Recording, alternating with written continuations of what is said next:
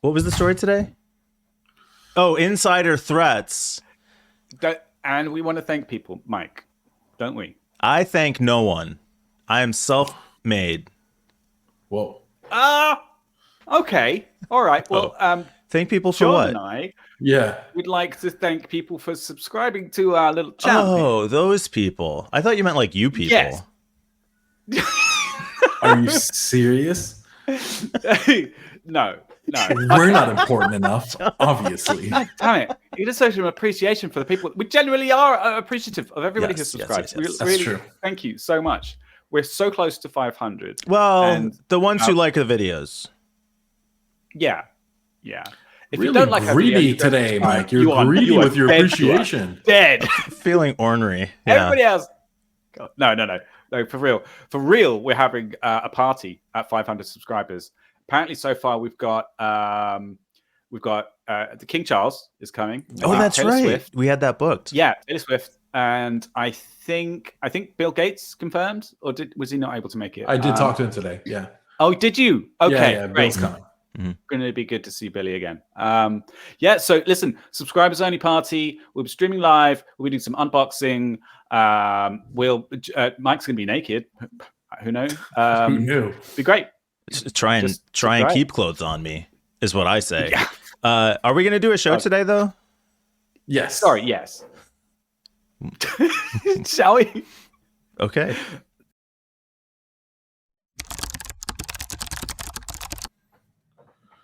So, you want me to start? I'll start. It's your story. It's sort of my story. I just liked it. Anyway, The you know why I story of like John. it? I like this story because it's finally something different. Man, we've been talking about the same S word forever. So this is like that insider threat juice. Is Also- the S subscribe? Is that Bill? Is that our guy Bill from Bleeping Computer? Love It's Bill. those guys. Man, Bleeping Computer. Don't start. They Don't love us. Start. We love them. The bleep. Okay. All right. So Bleeping Computer wrote this story about an IT employee who impersonates a ransomware gang to extort their employer, which is so crazy. And they went through all these steps, but then a security researcher somewhere fucking uncovered it.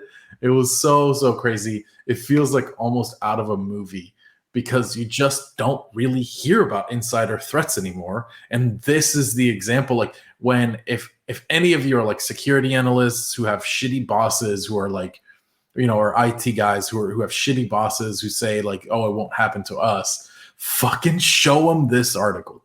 This will happen and can happen to you. Also, if you are considering extorting your employer, maybe don't. You'll probably get caught. You're not smart enough. So Peter, I don't know, man. It's crossed my mind before. Yeah, I was gonna ask you as a security researcher, Peter, do you think it's feasible to think that someone could get away with this? No.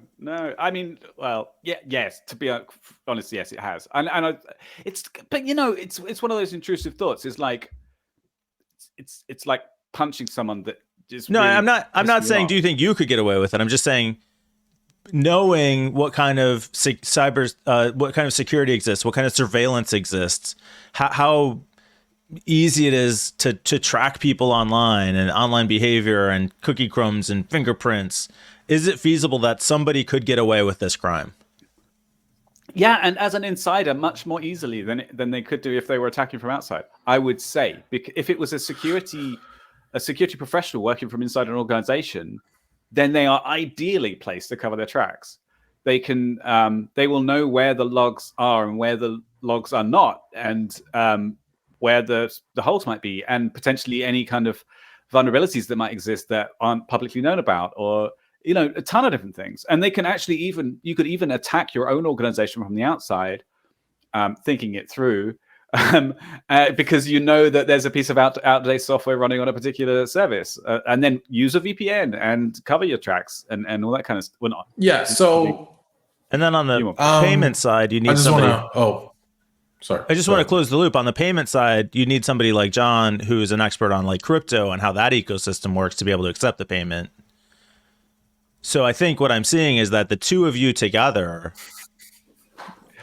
but really, I mean, the ideal situation would actually be is if you had an insider who didn't take any action, but was to work with an outside kind of hacker who could then perhaps collaborate.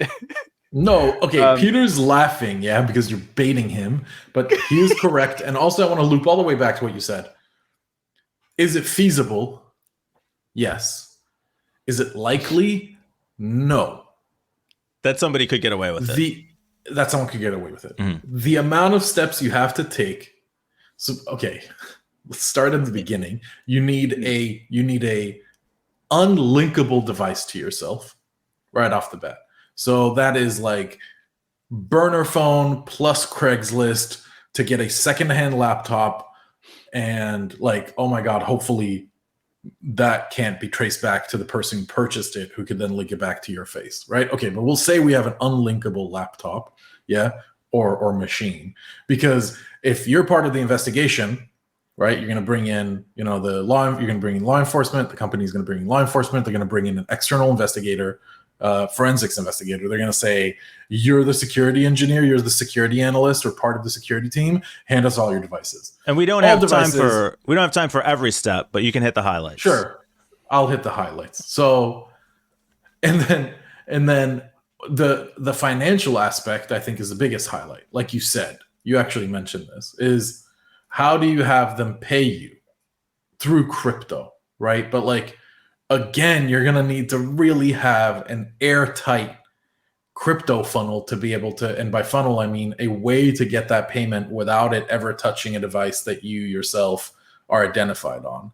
So like those are just 2 steps out of like 20 that you'd have to take perfectly. And then even still, like there is the human factor, which is, I think, the biggest factor, which I'm pretty sure is what how this guy was caught, right? It's just, we're fucking clumsy. We're not robots. Yeah. We're not perfect. We do not execute perfectly. And like, yeah, you're just going to get fucking caught. So don't do it. But if you do it, you should have joined our Discord and tell us about it so we can have a story to talk about. I can't even figure out how to like a Reddit post from 2 different accounts without getting caught. Right. They'd have to be like the Dexter of ransomware. But actually, can I say one serious thing about this? If there's anybody actually watching this and concerned that it might happen to them, one thing is that if you receive a ransom demand, or your accounts or your systems do get encrypted, don't just assume it's an external attacker. Do include in the possibility that it might be someone on the inside. So, yeah, just to increase everybody's level of paranoia a little bit more. So that's a good point. As somebody who has hired security roles, who has filled a bunch of security roles, John, what should employers do to protect themselves from this? Or stuck because you have to trust the guy? I actually think that the IT admin / security admin insider threat is very minimal. You are already the number one suspect all the time, because of your creds and because of your permissions at the company. Go to there's a meme. Go to any IT guy and they'll have admin everywhere, and go to any security guy and they'll hopefully not have admin anywhere. That's the dream, right? But not every company functions like that. I've worked in roles in security where I do have global admin across the board in every single system. And if I don't, I'm fucking thrown. It's thrown at me. And I have to be like, I don't want it. I don't want it. But I've worked at other companies where they're super diligent. You will only have read only. You will not have admin. You might be able to see things, but as security professionals, generally speaking, you really don't need admin. That should be left to DevOps. That should be left to the IT admins. That should be left to the software engineers committing to hopefully not prod. And that's, so really you should be the person creating like guidelines or recommendations. You shouldn't be the one doing things. However, back to your question. How do you protect yourself against insider threats? I think really good device, I hate this word, really good device monitoring. And I don't mean spy software. I don't Like mean get access to bossware. the webcams and microphones of all your employees. Is that what you're talking about? No. Not what I'm talking Keystroke about. logging.